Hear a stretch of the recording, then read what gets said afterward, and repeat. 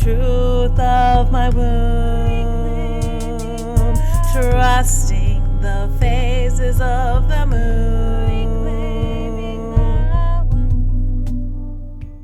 Hello and welcome to this week's episode of the Healing Her Story podcast.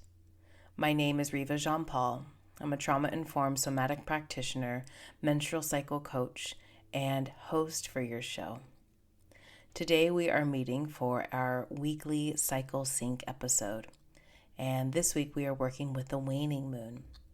We'll talk a little bit more about the opportunities that we have this week, but before we do that, let's begin with a minute of silence. And in this minute of silence, you are invited to check in with the mind, check in with the body, check in with the heart and the spirit, and to notice how you're feeling. Noticing what's going on in your inner world today. And also maybe taking note of where you feel like you are in your inner rhythm, which may or may not align perfectly with the lunar rhythm. And that's perfectly okay. Our minute of silence will begin now.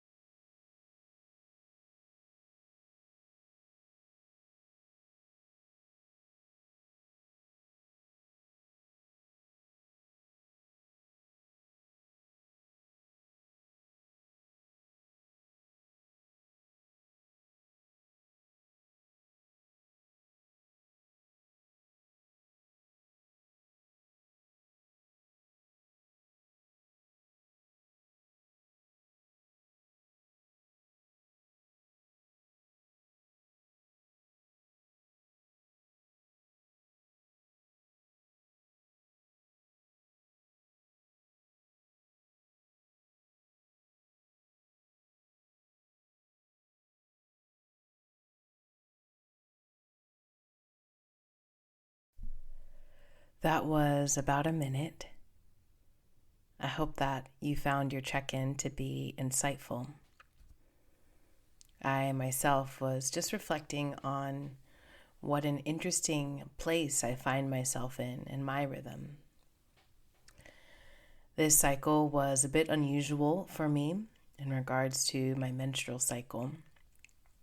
I found that my bleeding time came much later than I had planned and anticipated.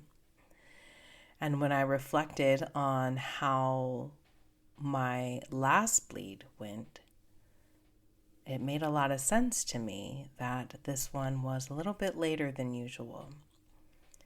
It's been a very full cycle. I'm really feeling the spring energy here in the Northern Hemisphere, picking up and bringing in forward momentum and energy and inspiration and opportunity. It's been a very abundant time, and it's definitely come with its set of challenges. It can be very difficult to sometimes find the balance in our fast-paced world, especially if you are fortunate enough to work on things that are meaningful to you, that you are passionate about, whether that's a hobby or a creative outlet, or maybe you do own a business or some sort of thing you do on the side. I find that it can be really easy to overdo it. And as I noticed myself overdoing it a bit, I made the choice intentionally to pull back, which I talked a little bit about in my last episode and also in my mailing list. If you're in my weekly email that I sent out last week, if you're on my mailing list. And so there is a bit of a unpredictable and somewhat wild nature that can come with this cyclical way of being. We can certainly plan and prepare and do all of the things that we feel necessary to really set ourselves up for success. And I was really reminded this cycle that I'm not always in control. In fact, I'm very rarely in control, which can be challenging for someone like me who can really like the safety and certainty that can come from feeling in control. And I really had to sit with that over this last week or so as I've been waiting, some days patiently and some days not so patiently, for my bleed to come. It finally came, and I'm popping out of my red tent to record today's episode. So as you can maybe hear and as you can maybe sense, that's what's made this episode a bit unusual for me. And I think it's a perfect time to connect with you and to help you tap into this week's lunar energy, which is more of a feminine, yin, slower, more spacious energy. We are talking about the week of April 21st, the day that you are maybe listening to this, or the day that it's releasing. It's the day after Easter. As I mentioned, we are in the waning moon, and on Sunday, the day before this episode is released, we went through the last quarter moon phase, which is one of the last, quote unquote, major phases of the lunar cycle. We'll talk a little bit more about that here in a moment. The season associated with this time is the season of autumn. The menstrual phase associated with this time is the premenstruum phase, also known as the luteal phase. And when we're working with the lens of traditional Chinese medicine, the element of this time is metal. As I've mentioned with my own reflection, you may also be beginning to sense some forward momentum in your life. And this definitely comes with spring. There is a bit of a get up and go here, if you will. I've been getting lots of invitations for events and retreats and weddings and parties and all sorts of things starting to come in. We are now through the Mercury retrograde. We're through the Venus retrograde. We're still kind of in that shadow period. And earlier this year, we were also in a Mars retrograde. And so we've been in a retrograde energy, which can cause things to slow down since the beginning of the year. And we're getting into this period of time where this is the first portion of the year where there are no retrogrades happening. So if it feels like there is this rush of energy and opportunity and maybe even things inside of you that are beginning to emerge, please know that it's completely, I don't know if normal is the right word, but it makes a lot of sense with everything that's been happening astrologically. The invitation this week, if you are feeling this forward momentum, either energetically or maybe it's more externally in your life, is to use this energy to finish up and to complete things. This is not a time to start anything new. Although I will say, if you are feeling inspired to start something new, then as always, I encourage you to follow your inner knowing and your inner rhythm, because that is what I believe truly matters most at the end of the day. However, when we are wanting to align and work with this lunar energy specifically, we are getting ready to enter into another new moon at the end of this week. And with that new moon coming, we have the opportunity here to clean the slate. Maybe not to clean the slate, but to prepare the slate and to make room for a clearing of the slate that's going to be coming at the end of the week. So if there's any creative projects that you've been working on, perhaps there is a goal or some sort of intention that you've been working on. Maybe there's some calls you've been meaning to make or some practitioners you've been meaning to reach out to.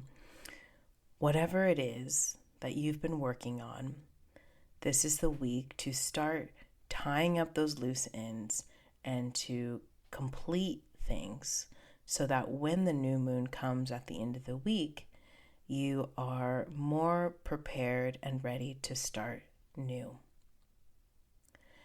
This can also be a wonderful time to nest, especially if you know that you are going to be bleeding with the new moon. Now, if your bleeding time does not align perfectly with the new moon, that is okay. Mine hasn't in a very long time. And in a few weeks, I'm going to be releasing an episode with another very special guest who I'm really excited to share with you all. And she's going to be explaining the different energies and meanings behind the bleeding time as they align and correlate with the moon phases. So stay tuned for that. However, if you are one of those people who happens to line their bleeding time up perfectly with the new moon, this week is a wonderful week to really prepare yourself for that. You also, if you are really tuned into your inner rhythm, you may feel this inner desire to nest, to get things organized and to get the laundry done and to clear out that clutter in the corner. Maybe it's clearing out the clutter in your mind. Maybe you might want to stock up on herbs or Epsom salt or things that you know you might need for your bleed. Maybe you might want to clear things out on your desktop or in your inbox. Whatever it is, this is the time where you can really set yourself up for success, as I like to say. For me, I know that food, nourishing food, is a really big priority for me. And I know that when I'm on my bleed, it just makes it so hard to make those nourishing meals. And so to the best of my ability, I try to prepare some food for my bleed this time of the phase, this kind of week before my bleeding time comes. And so that might be something that you might want to explore as well. I also really enjoy clean space. And so I use that sort of nesting energy to clear my office space and to, like I said, get my laundry done and not just wash it, but actually fold it and put it away. And to, just really set my environment up so that it allows me to rest.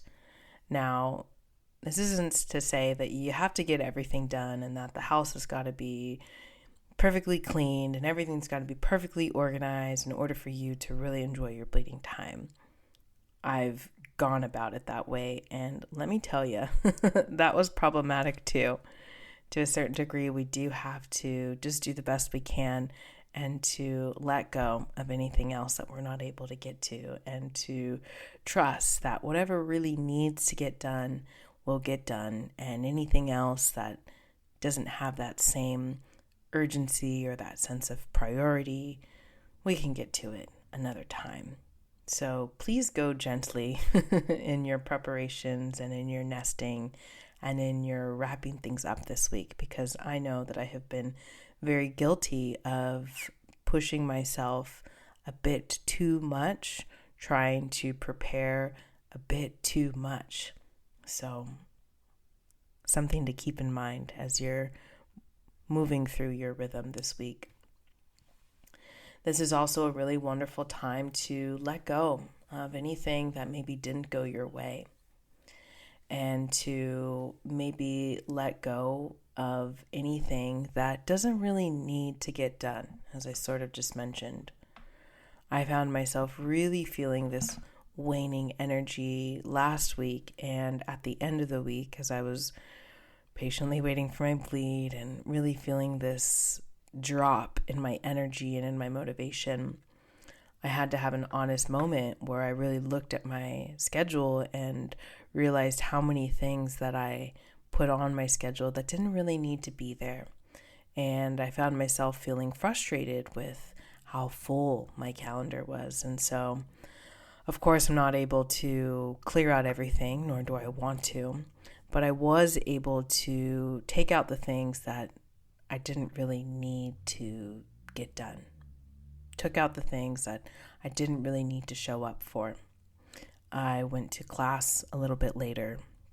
I canceled something that I had volunteered for, and I'm blanking on what the other thing that I did was, but there was a series of choices that I made right there at the end of the week. Was like, you know what, I just do not realistically have the energy and the stamina for this, and so I'm gonna have to say no. And that's another beautiful word to bring into this waning mood time, is the word no. Saying no to the things that you just genuinely do not have the energy for, and using what energy you have to focus on the things that matter to you most. And as I said, if you had a specific intention or vision or goal for this cycle and it didn't quite turn out the way you wanted to, this can be a wonderful time to offer yourself some compassion and some forgiveness, maybe, if you feel like you're at that point. Because at the end of the day, sometimes things don't work out the way as planned, and that's okay. Another thing that we can really lean into here this week is trust. Trusting that things are working out exactly as they should. And I know from personal experience how hard it can be to really trust in life, to trust in yourself, and to trust in the process. And so I encourage you to go about that process gently and lovingly. And I always like to reflect on nature, as I've mentioned plenty of times, because nature really does mirror these cyclical rhythms. And I think about when it's winter, how spring isn't like, okay, winter, like, hurry up, I'm ready to start budding. You're taking way too long. It's not really happening in nature. Rather, spring patiently waits for winter to reach its completion point. There is a inherent trust in this process of contraction and expansion.